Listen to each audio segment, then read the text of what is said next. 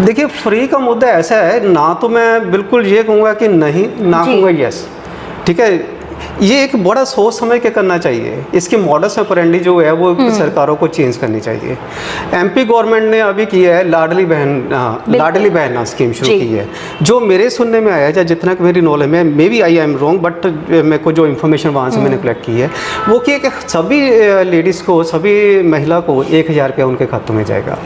I think ये शायद ठीक नहीं है। जो ऑलरेडी गवर्नमेंट जॉब्स पे है, अच्छी जॉब्स कर रहे हैं, या पेंशन ऑलरेडी उनको आ रही है, सैलरीड आ रही है, तो शायद ऐसे डिफ्रेंशिएट करना चाहिए।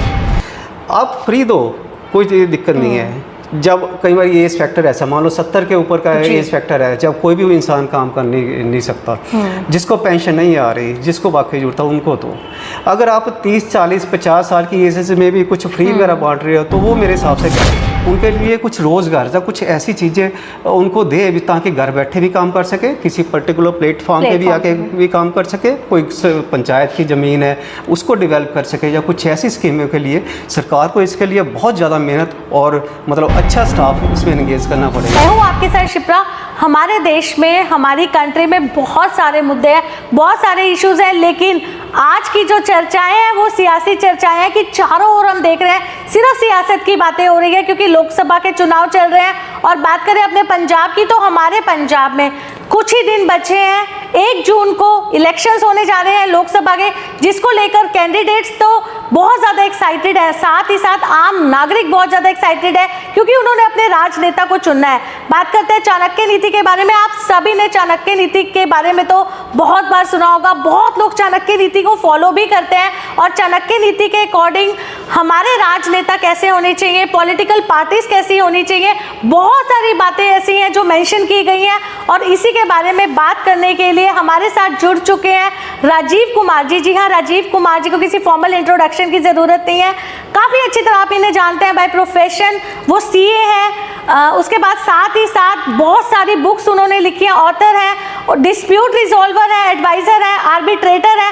तो चलिए ज़्यादा टाइम वेस्ट ना करते हुए आपको मिस्टर राजीव कुमार जी से मिलवाना चाहेंगे, क्योंकि रिसेंट उन्होंने एक बुक लिखी है, how to build a nation. तो how to build a nation एक टैगलाइन ही ऐसी है बुक की, जिसके बारे में आप सभी को पता चल चुका होगा कि इस बुक में एग्जैक्टली आपको क्या पढ़ने को मिलेगा। सर, सबसे पहले आपका बहुत बहुत स्वागत करना चाहेंगे। सर, इससे पहले भी हम आपके साथ रूबरू हुए हैं और हम सभी जानते हैं कि आप चाणक्य नीति को फॉलो करते हैं। सर, चाणक्य नीति को बहुत सारे लोग फॉलो करते हैं, लेकिन अब रिसेंटली अगर हम बात करें आपकी बुक की, इससे पहले भी आप बहुत सारी बुक्स लिख चुके हैं, लेकिन जो अब रिसेंट आपने एक बुक लिखी है, how to build a nation, वो भी हम देख रहे हैं कि इलेक्शंस का टाइम है। तो सर, हम सबसे पहला सवाल यही पूछना चाहेंगे, किस तरीके की बुक है और एग्जैक्टली इस बुक के थ्रू आप क्या सोसाइटी को डिलीवर करना चाहते हैं? थैंक यू मैम, आपने टाइम दिया, मेरे को स्टूडियो में बुलाया आपने। Thank you. बेसिकली ये बुक जो मैंने देखा था, कमियां पेशी देखी थी कि कैसे हमारा एक कंट्री, रादर एक कंट्री नहीं, सारी कंट्रीज़, कोई भी कंट्री में हम लेके जा सकते हैं, कैसे अच्छा बन सकता है। उसके लिए मैंने टोटली जितने भी रिफॉर्म्स है एक कंट्री को बनाने के लिए, मैंने उसको 5-6 हिस्सों में उनको डिवाइड कर दिया, ताकि समझना और पढ़ना आसान रहे। सबसे पहले उसमें पॉलिटिकल रिफॉर्म्स के बारे में मेंशन किया गया है कि पॉलिटिकली पार्टीज़ को क्या रिफॉर्म लेने चाहिए जिससे कि हमारा देश तरक्की भी करे, सस्टेन भी करे और इंटरनल पीसफुल भी बनी रहे। देन सेकंड है इकोनॉमिक, इसको हम भूल ही नहीं सकते, क्योंकि इकोनॉमी के बिना तो कुछ भी नहीं है, वो डोमेस्टिक भी और इंटरनेशनल मार्केट में भी। थर्ड, सोशल रिफॉर्म, लोगों की सेटिस्फेक्शन, लोगों का लाइफ स्टैंडर्ड अच्छा हो, वो चीज़ कवर की है। देन उसके बाद मैंने जुडिशियल रिफॉर्म्स कवर किए हैं, और जुडिशियल रिफॉर्म में मैं इट इज़ ए को इंसिडेंस कह सकते हो या कैसे भी कह सकते हो, मैंने एक उसमें चैप्टर नंबर 80 है। 80 में जब आप पढ़ोगे ना, सबसे पहली लाइन आएगी कि जो एक जज अपना फैसला देता है जी, तो डिसीजन देता है, that should be in simple language. Okay. और कोइंसिडेंटली 2 दिन पहले पंजाब केसरी न्यूज़पेपर जो पंजाब में छपता है, वहाँ पे मैंने पढ़ा है कि जो अपने चीफ जस्टिस ऑफ इंडिया है ऑनरेबल, उन्होंने भी यही लाइन वहाँ पे मेंशन की है कि जजेस आर नॉट प्रिंस, जजेस प्रिंस नहीं होते, उनको जो भी लैंग्वेज लिखनी है ऐसी लिखनी चाहिए ताकि पढ़े लिखे भी समझ सके, अनजान तो अनजान भी समझ सके। अदरवाइज बड़ी टिपिकल लैंग्वेज में कई बार फैसले आते हैं और वो लैटिन लैंग्वेज यूज़ करते हैं। तो इस तरह के रिफॉर्म से मैंने किया है कि शायद इससे मतलब एक देश में जी। का अच्छा बेनिफिट। बिल्कुल सर, आपने बहुत अच्छी बात की, क्योंकि जो आपकी बुक की हेडलाइन ही हम कह रहे हैं, जो आपने नाम दिया अपनी बुक को, how to build a nation, क्योंकि आज हमारी कंट्री को बात करें तो बहुत ज़्यादा ज़रूरत है कुछ चीज़ों को समझने की, कुछ रूल्स को फॉलो करने की, किस तरीके से हमें अच्छे नागरिक बन सकते हैं अपनी सोसाइटी में रहकर। सर, अगर हम जैसे आपने बात की, आपका पहला सेगमेंट ही पॉलिटिकल के ऊपर है, तो इस टाइम तो हम देख रहे हैं सियासत चारों ओर हमें देखने को मिल रही है। लोकसभा की, बिल्कुल सर, लोकसभा के हमारे प्राइम मिनिस्टर के इलेक्शंस हैं, सबसे बड़े हमारे देश के चुनाव है, और पंजाब की टर्न आ चुकी है। तो सर, इन इलेक्शंस को लेके आप किस तरीके से अपनी बुक में जो आपने मैसेज दिया है, किस तरीके से आप देख रहे हैं हमारी पॉलिटिकल पार्टीज को हमारे भारत में, किस तरीके की तस्वीर आपको नजर आ रही है इस टाइम? वैसे सभी पार्टियों ने अपनी अपनी तरफ से कोशिश की है। उन्होंने अपने एक्सपीरियंस में जो उनको फीडबैक जाता है पब्लिक की तरफ से कि ये होना चाहिए, और उन्होंने डिस्क्राइब भी किया है, काफ़ी लंबे चौड़े मैनिफेस्टो भी बनाए हैं। 76 पेजेस का बीजेपी का है, और उसके बाद कांग्रेस का भी है जो कि न्याय पत्र के नाम से उन्होंने बनाया है, अबाउट 40 पेजेस 38 पेजेस। तो इसीलिए दूसरी पार्टियों का भी है। पूरी कोशिश की है उन्होंने, इसमें कोई शक नहीं है। बल्कि बीजेपी वालों ने मेंशन किया कि 70 साल से ऊपर हम सारे के सारे फ्री करेंगे हेल्थ मिनिस्ट्री।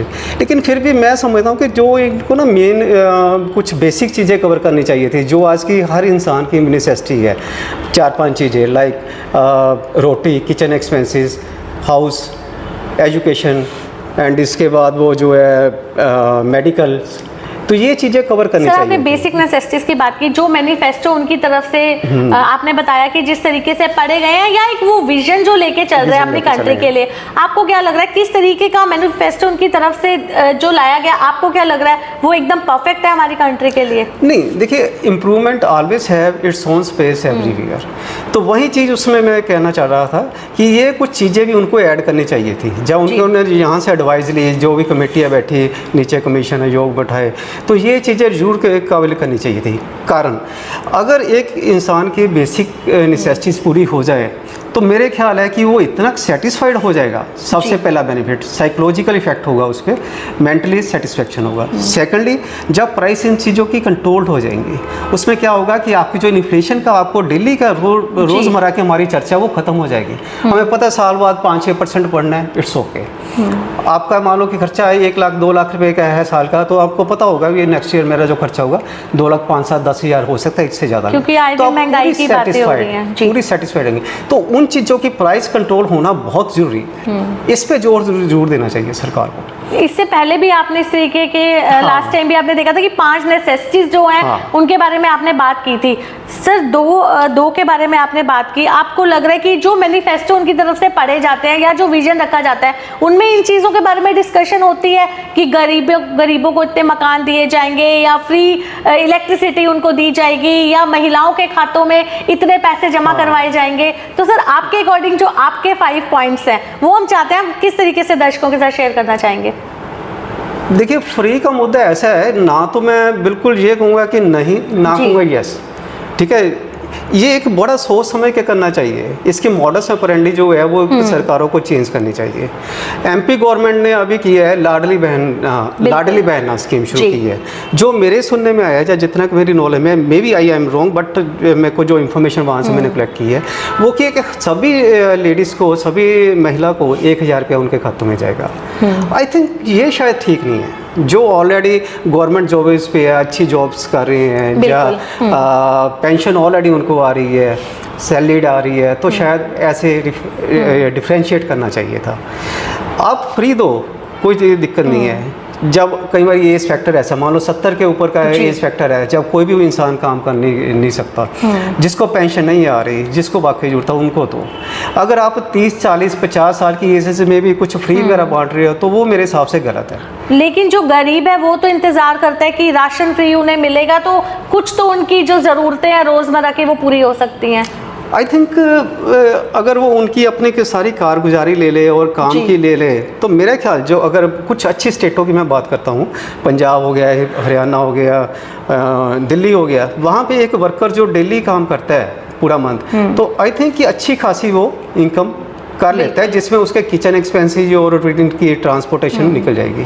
फिर अगर उसकी वाइफ ही काम करती है तो भी निकल सकता है। तो मेरा ख्याल है भी उनको भी अगर प्रॉपर तरीके से हम कहें भी ठीक है आप फ्री ये ले लो, लेकिन बदले में हमें भी कुछ दो, सरकार को जी इन काइंड कुछ वापस लो। मे भी उनके महीने के 10 घंटे ही उनसे काम लिए वापस लिया जाए, मे भी उनसे 15 घंटे ही काम लिया जाए, on the day of Sunday कर सकते हैं। तो ऐसा कोई सिस्टम बनाना चाहिए। लेकिन सर जो पॉवर्टी लाइन के नीचे हैं उनका तो यही कहना है कि वो गवर्नमेंट को क्या दे सकते हैं, बिकॉज उनके पास ना एजुकेशन होती है ना उनके पास कुछ रिसोर्सेज होते हैं, तो वो किस तरीके से गवर्नमेंट को कुछ भी पे आउट करेंगे। मेहनत तो दे सकते हैं जी बिल्कुल, बहुत अच्छा पॉइंट आपने रखा। मनरेगा जैसे स्कीमें चल रही है, आंगड़ी क्या है, आंगनबाड़ी, ऐसे कामों में मदद दे सकते हैं। या सरकार को चाहिए उनके लिए कुछ रोजगार या कुछ ऐसी चीजें उनको दे ताकि घर बैठे भी काम कर सके, किसी पर्टिकुलर प्लेटफॉर्म पे भी आके भी काम कर सके, कोई पंचायत की ज़मीन है उसको डेवलप कर सके, या कुछ ऐसी स्कीमों के लिए सरकार को इसके लिए बहुत ज़्यादा मेहनत और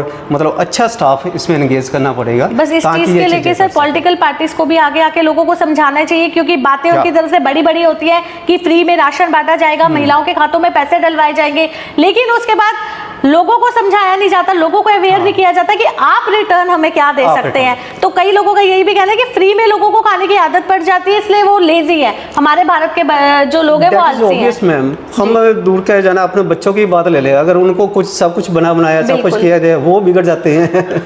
तो सभी की ह्यूमन साइकोलॉजी है ना। सर आप चाणक्य नीति को फॉलो करते हैं, आपको क्या लगता है, हमने जैसे स्टार्टिंग में इंट्रोडक्शन के टाइम भी यही बात की कि चाणक्य नीति के अकॉर्डिंग कई ऐसी बातें हैं जिसमें पॉलिटिक्स को लेकर बात कर सकते हैं कि किस तरीके का राजनेता हमारी कंट्री में होना चाहिए। हम अपनी कंट्री की बात करते हैं, तो चाणक्य नीति के अकॉर्डिंग आपको क्या लगता है किस तरीके की पॉलिटिकल पार्टीज आगे आके हमारे देश को अपलिफ्ट की तरफ लेके जा सकती हैं?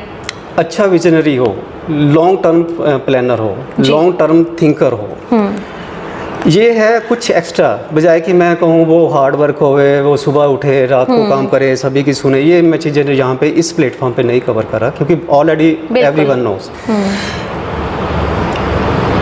Particularly he should see behind the curtain, जो उसको दिखाया जा रहा है उसके पीछे क्या हो रहा है।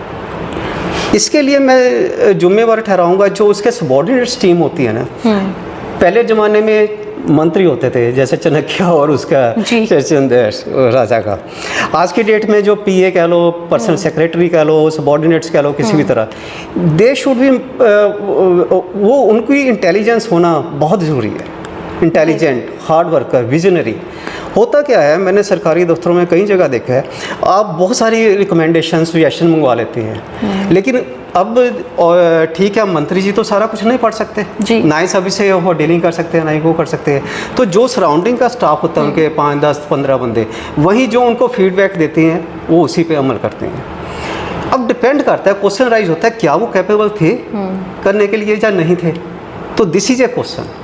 उनका जो एक इंटेलिजेंट होना, उनका हार्ड वर्कर होना बहुत ज़रूरी है। तो उनको चूज करना एक डिफिकल्ट टास्क है किसी के लिए भी, क्योंकि पीए अपॉइंट करना it's not a big deal. आप किसी को भी रख सकते हैं, आप किसी को भी सेक्रेटरी रख सकते हैं, लेकिन किस तरीके से एक लोकसभा का उम्मीदवार भी हम कहेंगे बीइंग एज अ पॉलिटिशियन, वो किस तरीके से अपने पीए को क्या क्वालिटीज देख के अपने अंडर लेगा कि वो आने वाले टाइम पे बहुत कुछ गाइड कर सकते हैं उन्हें। I think it is a personal judgement. Otherwise तो सर्विस कमीशन से जो लोग जा रहे हैं, इंडियन सर्विस से जा रहे हैं, वो तो देखिए है ही एक अलग कैटेगरी है।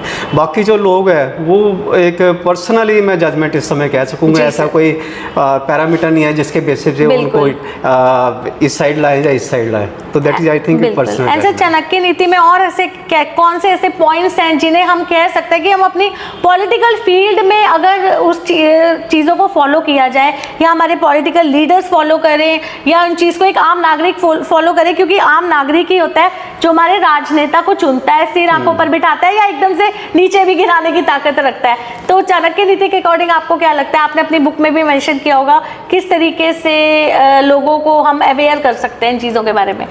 देखिए लोकसभा के इलेक्शन में ना मेरे को लगता है कि लोगों को अपना जो विज़न है, जो अपना माइंड सेट है, काफ़ी ब्रॉड करना चाहिए। इसलिए उस चीज़ पे ज़्यादा डिपेंड करता है। और सेकेंडली जो गवर्नमेंट जब पार्टियाँ आपस में कंटेस्ट कर रही है उनको भी एक दायरे में आना चाहिए। अननेसेसरी एलिगेशंस लगाना दूसरी पार्टियों पे, जब उसमें टाइम वेस्ट होता है लोगों का भी, उनका अपना भी है, कोई फ़ायदा नहीं है। हाँ, आप अच्छे मुद्दों की बात करो, आप अपने काम की बात करो, हम जिसने ये काम किया और आगे हम ये करना चाहते हैं, वो चीज़ें होनी चाहिए।